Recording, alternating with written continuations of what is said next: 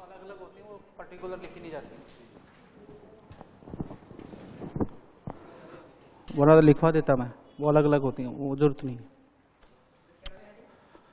अब next theory लिखो, गैनी हो गया।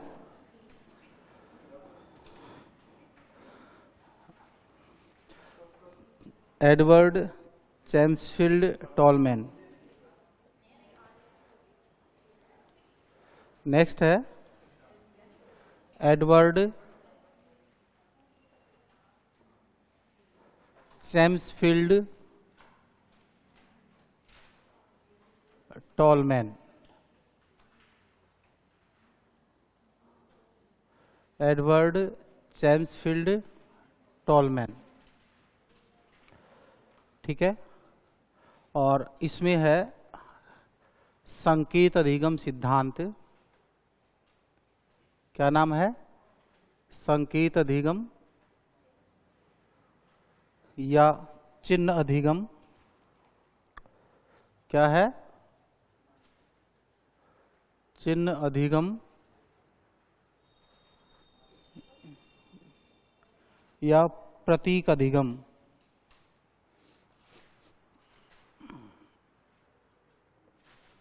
प्रतीक अधिगम सिद्धांत, इसी को चिन्ह अर्थ अधिगम, इसी को चिन्ह गेस्टाल्ट, इसी को चिन्ह संज्ञान, इसी को चवर्ण या मोलर लर्निंग, इसी को उद्देश्यपूर्ण अधिगम,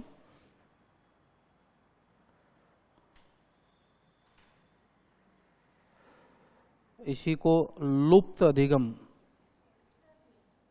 लुप्त में लू छोटा है क्या बड़ा? हिंदी वाले कौन है यहाँ पर? छोटा है ना? सही है क्या? सही है। लुप्त अधिगम या अव्यक्त अधिगम या अप्रकटन अधिगम, या क्या? अप्रकट अधिगम। सारे टॉलमैन के सिद्धांत के नाम है, ठीक है ना। टॉलमैन ही सारे नाम देता है, और टॉलमैन व्यवहारवाद को और गेस्टाल्टवाद को जोड़ता है, और जोड़ने के आधार पर ये सारी चीजें को क्या करता है? बताता है। क्लियर? अब देखो, यहां तक लिख लिया होगा, अब करें शुरू, स्टार्ट। ठीक। हो क्या रहा है? व्यवहारवाद में द्विचरीय व्यवस्था होती है।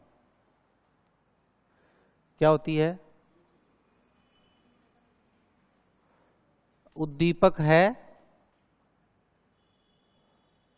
तो क्या होगी? अनुक्रिया होगी। यस और नो? सहमत हो? व्यवहारवाद में दिए तो है, उद्दीपक है तो क्या होगी? अनुक्रिया होगी। क्लियर? उद्दीपक को प्राथमिक चर, पहला चर यही है, तो ये होगा तो अनुक्रिया होगी। मैम पीछे ध्यान दो। और अनुक्रिया क्या है? आश्रित चर है। उद्दीपक होगा तो ये अनुक्रिया होगी ना। मैं इसको चॉकलेट दिखाऊंगा तो ये चॉकलेट खाएगी, ये होगी नहीं तो खाएगी किसको? क्लियर है? तो इसके द्वारा खाना मतलब प्रोसेस, प्रक्रिया, वो तब संभव है जब क्या हो? उद्दीपक हो। इसका मतलब अनुक्रिया उद्दीपक पर क्या है? आधारित है, आश्रित है। क्लियर? टोलमैन कहता है ये नहीं, ये गलत है। अनुक्रिया होगी या नहीं होगी ये व्यक्ति का ब्रेन तय करेगा, ना कि उद्दीपक। आप समझ आ रही बात? मैं कल भी बता के गया था आपको। मैंने इसको 10 बार चॉकलेट दी, इसने 10 बार चॉकलेट खा ली। 11वीं बार चॉकलेट दी तो इसने मना कर दिया। इसको कह रही है कि तू मना मत कर, वो मुझे दे दे, मैं खा लेती हूँ। ठीक है, तो एक बिना चलता हुआ पेन दे देता हूँ, वो चॉकलेट है तो इसको दे दे, चबाती रहेगी, है ना। 11वीं बार जब चॉकलेट दी तो इसने मना कर दिया, जबकि चॉकलेट तो पहली बार भी उद्दीपक है और 11वीं बार भी उद्दीपक है। तो अगर व्यवहारवाद की माने तो 11वीं बार का 100वीं बार भी चॉकलेट खानी पड़ेगी। यस और नो? समझ आई बात? लेकिन 11वीं बार इसने क्या कर दिया? माना। इसका मतलब पहली बार भी परमिशन खाने की ब्रेन ने दी थी कि खा ले, इच्छा है, जरूरत है, और 11वीं बार ब्रेन ने मना कर दिया कि अब जरूरत नहीं है। तो चॉकलेट उद्दीपक तो है, लेकिन चॉकलेट ये तय नहीं करेगी कि उसको खाया जाएगा या नहीं खाया जाएगा। इसके लिए टोलमैन ने एक तीसरी व्यवस्था की, एक चर और लेके आया जिसको बोलते हैं मध्यवर्ती चर, इंटरवीविंग एस्पेक्ट, और वो है ब्रेन, मस्तिष्क, मतलब संज्ञान, है ना, कि दिमाग संज्ञान करेगा कि चॉकलेट की आवश्यकता है तो खाई जाएगी, चॉकलेट की आवश्यकता नहीं है तो चॉकलेट नहीं खाई जाएगी। अब समझ आई बात? तो ये तो किसकी व्यवस्था है? व्यवहारवाद में। नव व्यवहारवाद की बात करें, मतलब टोलमैन की बात करें, तो वो क्या करता है? उद्दीपक ले लिया और उद्दीपक ये रिस्पॉन्स है, लेकिन यहां इसके बीच में मध्यवर्ती चर आ गया,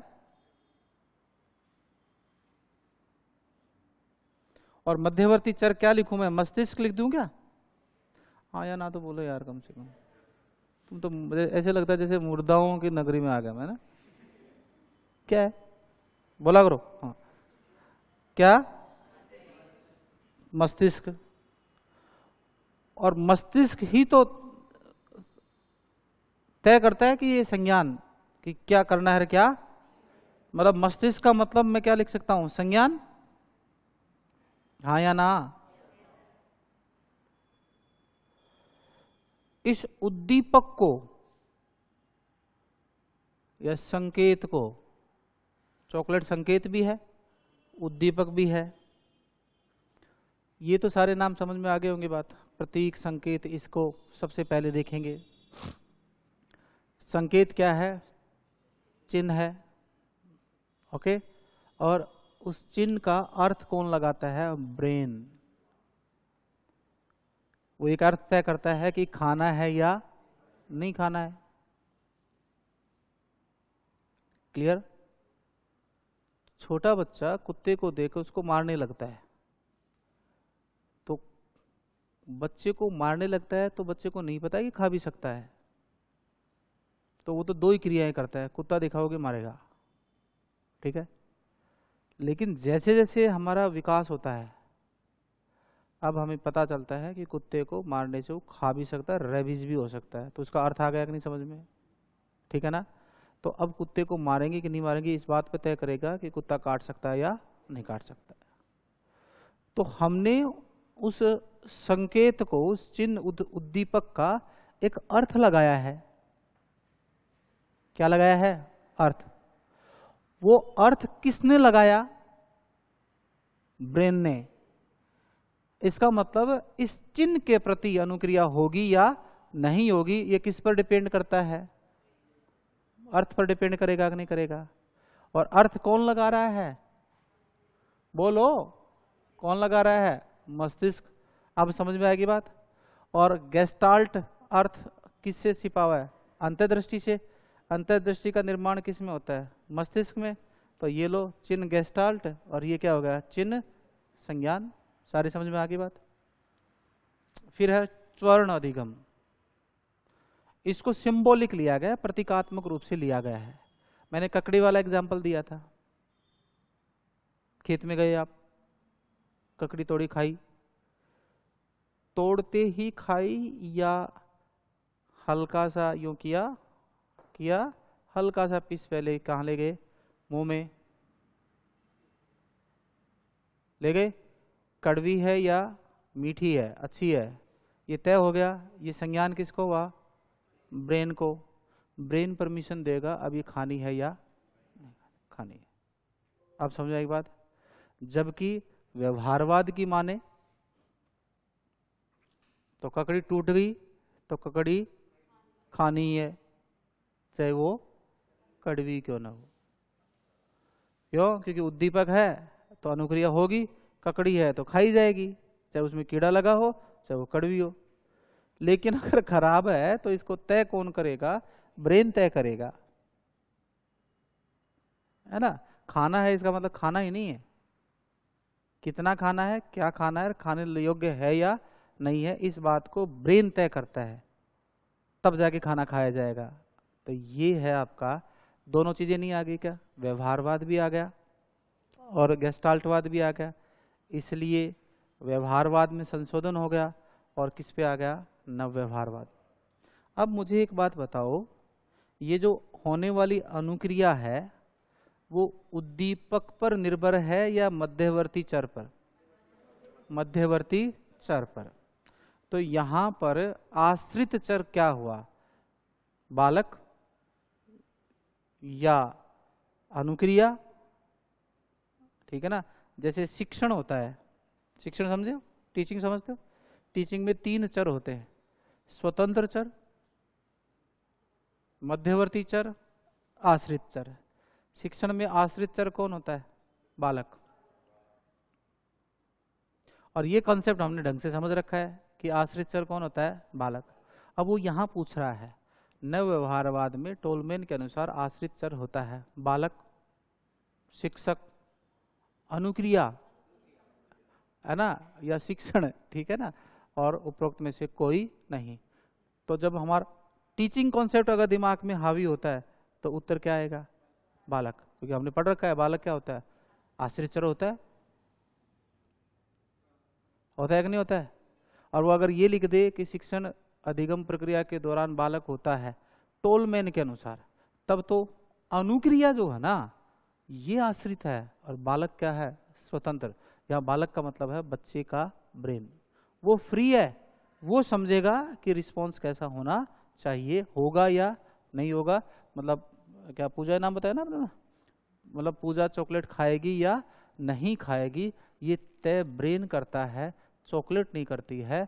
लेकिन व्यवहारवाद ये तय करता है कि चॉकलेट है तो 100वीं बार भी चॉकलेट खाई जाएगी। समझ में आ गई बात। तो ये तो इस सिद्धांत का पहला पार्ट हुआ, चिन गेस्टाल्ट सिद्धांत। स्वर्ण से मतलब समझ गए, हम किसी चीज को चबाते हैं, चबाने से हमें उस वस्तु का ज्ञान होता है कि वो निगलने लायक है या थूकने लायक है, बाहर फेंकने लायक है ना। इसको क्या कहते हैं? स्वर्ण अधिगम। मतलब किसी अधिगम, देखो सिंबॉलिक चीजों को समझने की कोशिश किया करो कि वो कॉन्सेप्ट क्या कहना चाह रहा है, वरना तो यहाँ पर स्वर्ण का मतलब ही नहीं निकाल सकते आप। स्वर्ण का मतलब चबाना। मोलर दांत होते हैं, प्रीमोलर, मोलर, कैनाइन, और क्या होते हैं? इंसाइजर, है ना, ICPMM, है ना, 2 3, ये तो होते हैं ना, 2 3 2 3 बटा 2 3 2 3 गुणा 2, ओके, 16 दूनी 32, ये सूत्र होता है ना।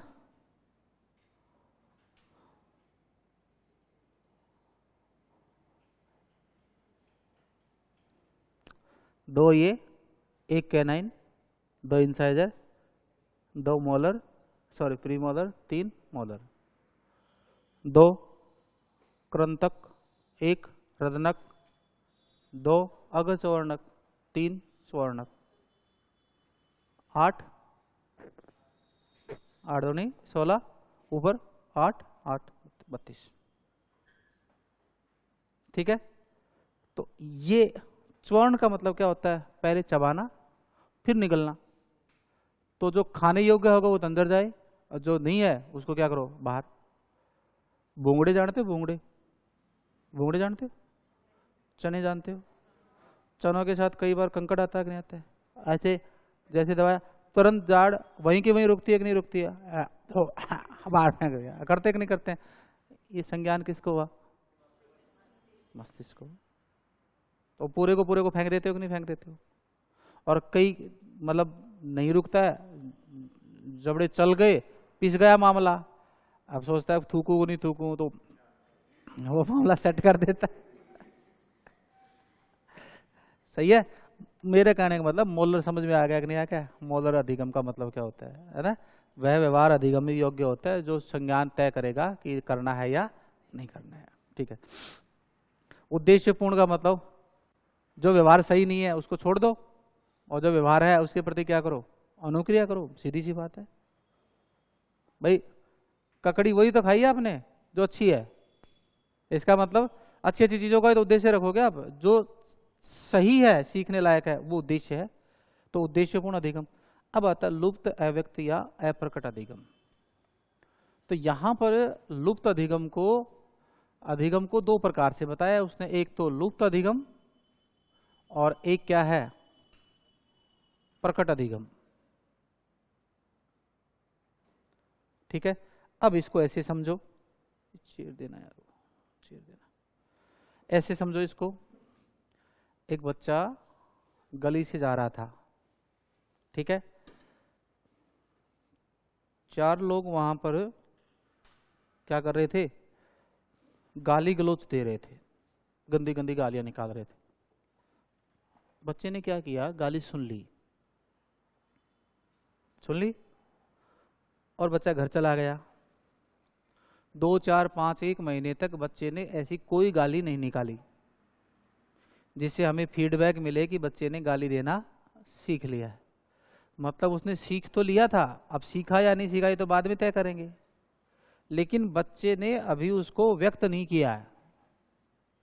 भाई वो कुछ सीख किया है, घर पे आते टिका दे सीधा मामला, तब तो मतलब सीख लिया, प्रकट कर दिया कि नहीं कर दिया? ये तो प्रकट अधिगम हो गया। अब सब 3 4 महीने चले गए, इसके बाद एक दिन बच्चे ने वो जो गाली 3 महीने पहले सुनी थी वो टिका दी बातों बातों में। तुम बहुत जिम्मेदार पेरेंट हो, तुम्हें लगा कि यार ऐसा तो कैसे है, तो तुम खुद सोचोगे कहीं हमने तो नहीं निकाली, या आप बाकी से पूछोगे कि यार ऐसा क्या है ना? पूछोगे कि नहीं पूछोगे? तो उन्होंने कहा नहीं मैंने भी नहीं निकाली। तो गाली आई कहाँ से? गाली कहाँ से आई? 4 महीने पहले बच्चे ने गाली का अधिगम कर तो लिया था, लेकिन उसे प्रकट नहीं किया था। अगर वो तुरंत प्रकट कर देता तो वो तो क्या है? फीडबैक प्रोसेस में आ गया, तुरंत पता चल गया कि सीख लिया। और अगर वो उसने प्रकट नहीं किया और लंबे समय बाद उस रिस्पॉन्स को दिया, इसका मतलब वो सीख तो लिया गया था लेकिन उसे प्रकट नहीं। ऐसे अधिगम को क्या कहते हैं? लुप्त अधिगम कहते हैं। 2019 हरियाणा टेट और एचपी टेट में सीधा, और सी टेट तीनों में एक साल में तीनों क्वेश्चन पूछे गए हैं। लुप्त या अव्यक्त अधिगम अवधारणा किसने दी है? एडवर्ड चैंसफील्ड टॉलमैन ने। और ये पहला सिद्धांत नव व्यवहारवाद की कैटेगरी में आता है टॉलमैन का, कि जिसने संज्ञानवाद और व्यवहारवाद को आपस में क्या किया? कनेक्ट किया, और उद्दीपक को क्या कर दिया? प्रधानता से हटाकर प्रधान किसको बना दिया? संज्ञान को। और ये बात सही भी है। हम धीरे धीरे क्या चल रहे हैं? अब नजदीक आ रहे हैं किसके? वास्तविकता के, कि जो वास्तव में जो होता है मनोविज्ञान में उसको सीख रहे हैं अपन। पहले तो हम उद्दीपक के पीछे घूम रहे थे, फिर अनुक्रिया के पीछे घूमे, है ना? उसके बाद में एक बार अनुबंधन के पीछे गए, फिर धीरे धीरे आवश्यकता पे आ गए, फिर सामाजिक वातावरण पे गए, फिर गेस्टाल्टवाद पर आ गए, फिर सोपानों पर आए, और अब किस पे आ गए, वास्तविकता पर आ गए हैं कि नव व्यवहारवाद क्या है, कि जिसमें उद्दीपक को अर्थ के रूप में ग्रहण करेगा दिमाग और वही डिसीजन लेगा कि रिस्पॉन्स देना है या नहीं देना है। The purposive behaviour in animal and man and the review of the psychology, ये क्या लिखी हैं, पुस्तकें लिखी हैं किन्होंने, टॉलमैन ने। ठीक है, यही थ्योरी है इसकी। तो अब अपन लिख सकते हैं इनको, पहले तो इसके नाम लिख लो और उसके बाद में अपन बात करेंगे। टोलमैन को नव व्यवहारवादी माना जाता है। आज मॉर्निंग में नहीं आए मैम आप लोग? वो तो मुझे ही पता नहीं आए, मैं तो ये पूछ रहा हूँ क्यों नहीं आए। टाइम पे आया करो, फिर लिंक हट जाएगा आपका ना। देखो भाई, आपकी लाइफ है, आप जैसा जीना चाहो वैसा जियो, कोई दिक्कत नहीं है उससे, मुझे मतलब वो मतलब भी नहीं होता है। बट वो थोड़ा सा ये लगता है कि हाँ एक कंटिन्यूटी रहती है ना चीज़ों की, वो थोड़ा ठीक रहता है। कोई रिजल्ट का प्रभाव आ रहा है क्या दिमाग पे? कल रिजल्ट आया उसका है? गांव तो आज जाते ना, कल संडे था। आप भी 8 दिन जाते हो ना, सीधे दिन जाओ ना। अच्छा, फिर तो मिठाई लेके आए हो। हैप्पी बर्थडे मैम, बी लेटेड है ना। लिखो भाई, हमारी तरफ से भी आशीर्वाद दे देना जब आप मिलो उसको, सबकी तरफ से, सबकी तरफ से, है ना। टोलमैन को क्या माना जाता है? नव व्यवहारवादी। तो आप भी साथ ही गए थे क्या? अरे वाह, क्या बात है, दो दो मम्मी आ गई हैं। मासी मम्मी तो होती है माँ जैसी। लिखो, व्यवहारवाद में सामान्यतः 2 चर होते हैं। व्यवहारवाद में सामान्यतः क्या होते हैं? 2 चर होते हैं।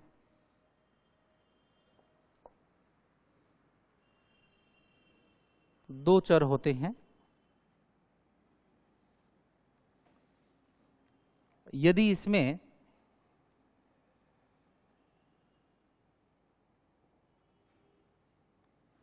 बालक को कोई उद्दीपक दिया जाता है,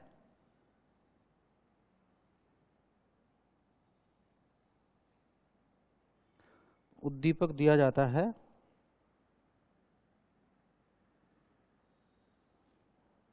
तो उद्दीपक के अनुसार अनुक्रिया होती ही है। ये व्यवहारवाद कह रहा है, उद्दीपक के अनुसार अनुक्रिया होगी, उद्दीपक के अनुसार अनुक्रिया होगी। क्लियर है? अर्थात अनुक्रिया उद्दीपक पर आश्रित है।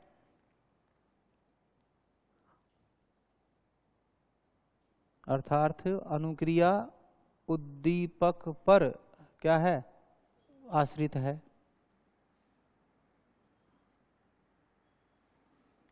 लेकिन नव व्यवहारवाद के अनुसार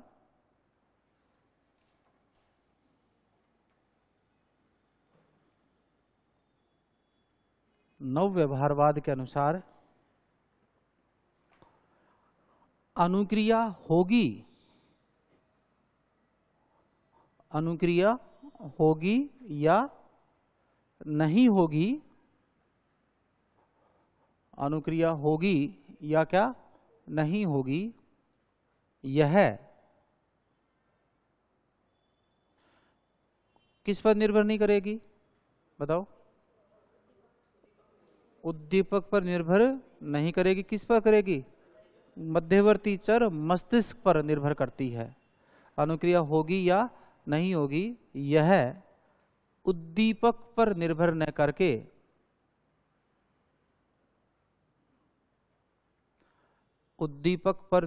करके मध्यवर्ती चर, कौन सा चर? मध्यवर्ती चर मस्तिष्क या संज्ञान पर निर्भर करती है। मस्तिष्क या किस पर? संज्ञान पर निर्भर करती है, मस्तिष्क पर या संज्ञान पर निर्भर करती है। क्लियर? ठीक है। एक तो ये लिख लो, व्यवहारवाद में उद्दीपक, अनुक्रिया, प्राथमिक चर और आश्रित चर।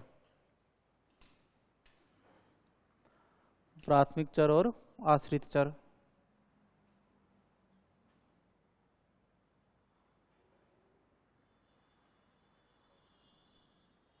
प्राथमिक चर और क्या? आश्रित चर।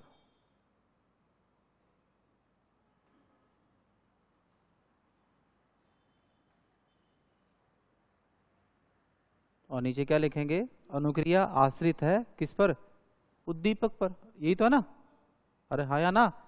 उद्दीपक अनुक्रिया आश्रित है किस पर? उद्दीपक पर।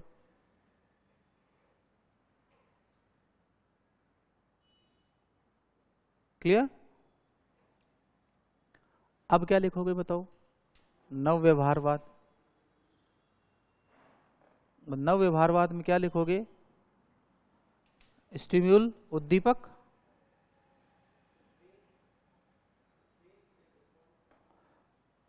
उद्दीपक और लंबा लिख दो रिस्पॉन्स, और बीच में क्या रखो?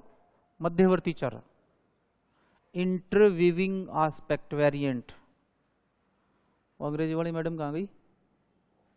उधर बैठे क्या? अंग्रेजी माध्यम। ये बोल रहा था, वो अंग्रेजी वाली मैडम कहाँ गई? इंटरवीविंग वेरिएंट, स्टिम्यूल वेरिएंट और डिपेंडेंट वेरिएंट। कभी कभी मेरे भी इच्छा हो जाती है अंग्रेजी बोल लो ना, थोड़ी बहुत आती उतनी तो बोलूं, कोई नहीं आती तो वो तो अलग बात है, जितने आए वो तो बोल लूं, थोड़ी बहुत तो ना लगना चाहिए ना कि थोड़ी बहुत आती है। स्टिम्यूल ये इंटरमीडिएट वेरिएंट हो गया, मध्यवर्ती चर, और ये क्या हो गया? रिस्पॉन्स। और यहां नीचे क्या लिखोगे बोलो? अनुक्रिया उद्दीपक पर आश्रित न होकर मध्यवर्ती चर संज्ञान या मस्तिष्क पर निर्भर। ये इसका रिजल्टेंट लिख दोगे आप।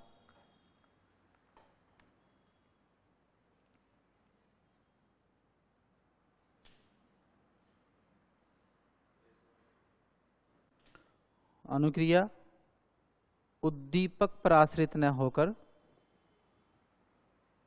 उद्दीपक पर आश्रित न होकर मध्यवर्ती चर या मस्तिष्क या संज्ञान पर निर्भर है।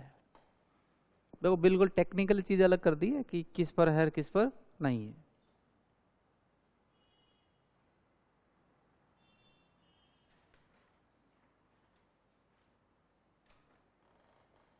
उसके बाद लिखें टोलमैन के अनुसार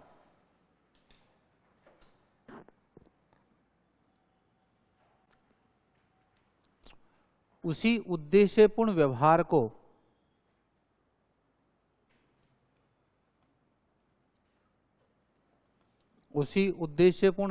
को अधिगमित किया जाता है,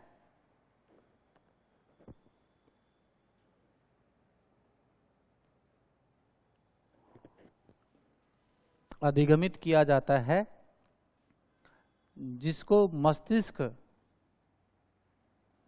संज्ञान में लेता है। मतलब मस्तिष्क उसी चीज को सीखेगा जो उसके लिए जरूरी है। जरूरी नहीं है ना, मस्तिष्क उसको क्या कर देगा? मना कर देगा। इसलिए इसको क्या कहेंगे? उद्देश्यपूर्ण अधिगम। उसके बाद लिखें टोलमैन ने व्यवहारवाद व गेस्टाल्टवाद सिद्धांतों को जोड़ने का कार्य किया। सही है क्या ये बात? टोलमैन ने क्या? व्यवहारवाद व गेस्टाल्टवाद, दोनों आगे कि नहीं आगे, सिद्धांतों को जोड़ने का कार्य किया। इसलिए इसे चिन्ह संज्ञान या चिन्ह गेस्टाल्ट सिद्धांत कहते हैं।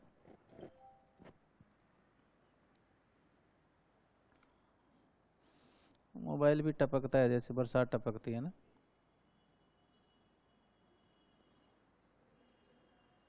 चिन्ह गेस्टाल्ट या क्या चिन्ह संज्ञान अधिगम कहते हैं।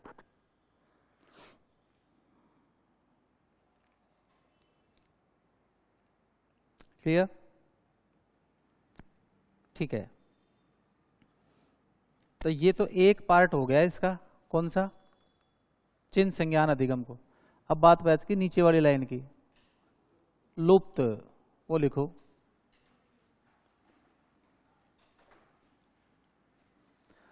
टोलमेन ने लुप्त या अदृश्य अधिगम के बारे में बताया।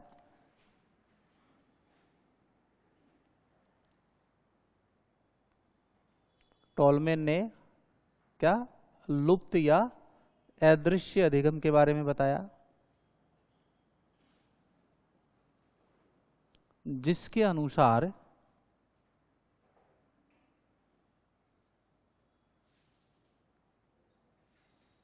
बालक अधिगम तो कर लेता है, मतलब गाली देना, अब ये तो नहीं लिख सकते ना गाली देना सीख तो लेता है ना, आप तो उसको ये कहेंगे ना कि अधिगम तो कर लेता है। फिर तुम कहोगे सर गाली भी कौन सी दी थी, है ना, वो थोड़ी बोल के बताऊंगा कि भाई ये वाली दी थी, है ना, कौन सी अच्छी है कौन सी बुरी, ये थोड़ी तय होता है ना। जो भी जो लोकल में जो भी बोला जाता है अलंकार प्रासों के साथ में, वो दी होगी, वो तो कौन सी दी होगी ना। हाँ, अधिगम कर तो लेता है लेकिन वह उसे तुरंत व्यक्त नहीं करता, लेकिन वह उसे तुरंत व्यक्त नहीं करता।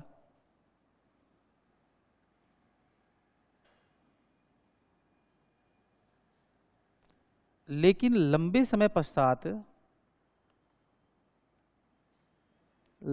पश्चात वह उस सीखे गए व्यवहार को प्रकट करता है।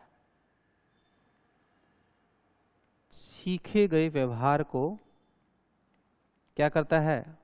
प्रकट करता है। इसका अर्थ यह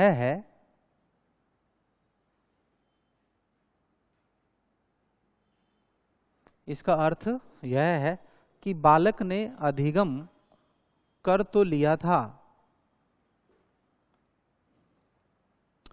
बालक ने क्या बोलो, अधिगम कर तो लिया था, लेकिन उसे व्यक्त नहीं किया।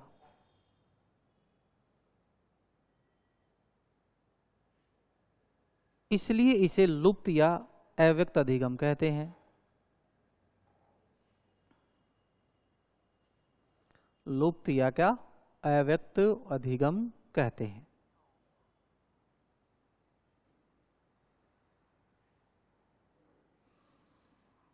क्लियर? बुक्स के नाम लिखो।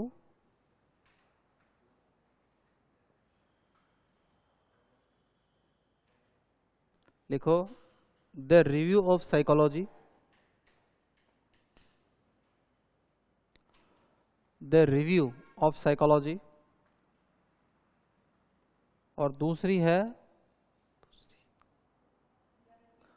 द रिव्यू ऑफ साइकोलॉजी, और दूसरी है द पर्पजिव बिहेवियर, उद्देश्यपूर्ण व्यवहार। पर्पस होता है ना, पर्पस का मतलब जानते हो, उद्देश्य। हाँ, purposive behaviour in animal and man, in animal and man. ठीक है, तो ये आपकी थ्योरी हो गई है टोलमैन की। हेडिंग डाल दो एडविन रे गुथरी का सिद्धांत। गुथरी बच गया अभी तो व्यवहारवादियों में है।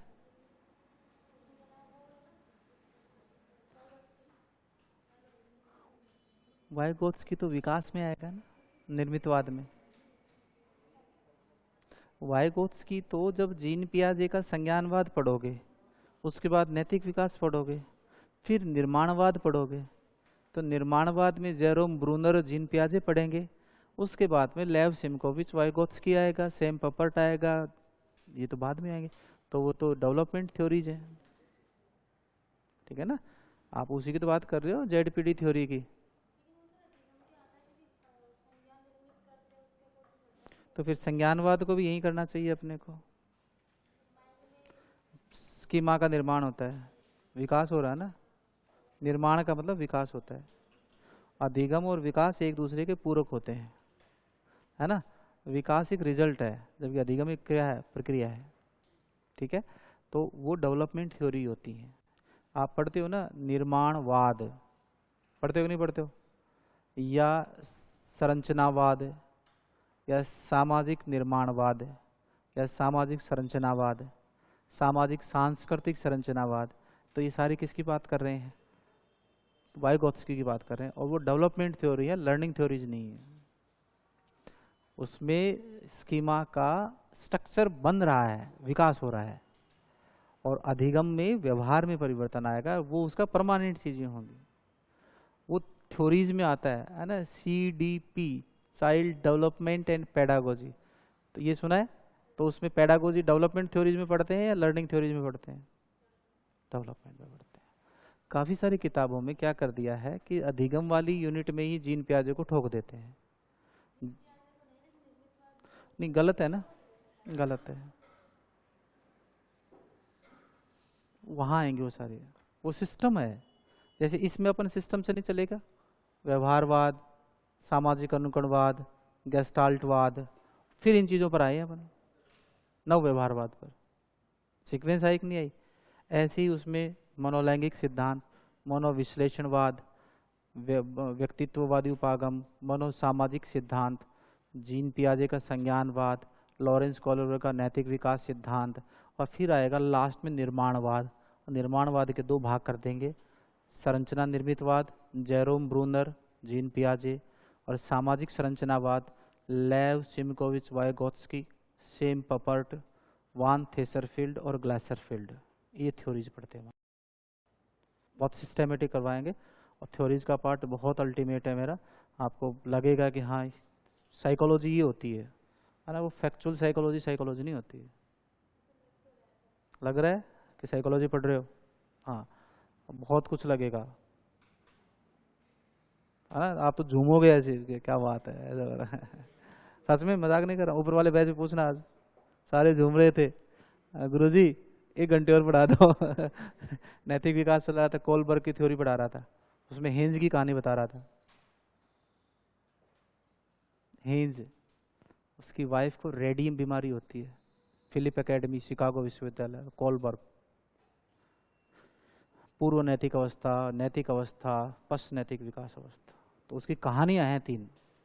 कहानियों को क्लियर कर दिया आपने, नैतिक दुविधा को क्लियर कर दिया, नैतिक तर्कणा को क्लियर कर दिया, नैतिक चिंतन को क्लियर कर दिया, प्लस एथिक्स को क्लियर कर दिया, और मोरालिटी को क्लियर कर दिया। तो हम सीधे कहाँ उछल के पड़ते हैं, हम जाते हैं पूर्व नैतिक विकास पर। 2 अवस्थाएं, आज्ञावाद, दंडकारिता की भावना, जिद व अहम केंद्रित बना, ये करते हैं कि नहीं करते हैं। इससे पहले तो 1-1.5 घंटे की क्लास होती है। पहले आप मोरालिटी को समझो और एक एथिक्स को समझो। एथिक्स नीति शास्त्र होता है, मोरालिटी नैतिकता होती है, इनका अर्थ समझना होता है। अगर मैं कोई चीज़ सैद्धांतिक रूप से बात करता हूँ, इसका मतलब जैसी मैंने कही वो वैसी की वैसी लागू होनी चाहिए। ठीक है, मैं बात तो सिद्धांत की कर रहा हूं, आप तक चला गया, क्लियर है बात। लेकिन आप सब ने उस सिद्धांत को अपने व्यवहार के अनुसार कितना उपयोग में लिया, ये आपकी नैतिकता है। तो ये तो आपका व्यवहारिक पक्ष हो गया, मेरा सैद्धांतिक पक्ष हो गया। तो मैं तो एथिक्स की बात कर रहा हूं, तुम उसको कैसे यूज कर रहे हो, ये मोरालिटी है, नैतिकता है। ठीक है ना। तो प्रिंसिपल तो ये कहता है कि भाई सबके साथ समानता का अधिकार होगा, है ना, सब जीव समान है। लेकिन अगर लाइन में विकलांग आदमी लगा हुआ है तो वो एथिक्स नहीं है, वो क्या है, मोरालिटी है कि उसको पहले आने दो। फिर ये मोरालिटी हो गया, फिर नैतिक दुविधा का कैसे विकास होता है, फिर दुविधा, डेलिमा, धर्म संकट, द्वंद्व, उसको स्पष्ट करो। फिर नैतिक तर्कणा पे आओ, फिर चिंतन पे आओ, तब जाके टूल तैयार हो गए। फिर मूल चीज समझाना शुरू करो कि ये क्यों होता है ऐसा, उस पर बात होती है। दिक्कत ये होती है कि पता नहीं कैसे हमने तय कर लिया कि साइकोलॉजी 30-40 घंटे में होती है या 50 घंटे में होती है। किसने बना दिया ये नियम? मुझे आज तक कोई इंसान ही नहीं मिल रहा। नहीं समझे कि भाई इतने में ऐसा नहीं होता है यार। सब्जेक्ट है, इसकी भी अपनी आत्मा है ना, इसका भी स्वरूप है, ये भी तो कुछ है ना, तो टाइम लगता है ना इसमें। दुख इस बात का होता है कि जिस सब्जेक्ट ने जितना नाम दिया, लोगों को इतना पैसा दिया, उन्होंने इसके साथ खिलवाड़ किया। सच कह रहा हूँ मैं। आता जाता कुछ था नहीं, बस मजे लिए सब्जेक्ट के, क्योंकि बच्चों को उससे भी बहुत कुछ कम आता था, तो बच्चों ने आर्ग्यूमेंट कभी किया ही नहीं। बच्चों ने आर्गुमेंट नहीं किया,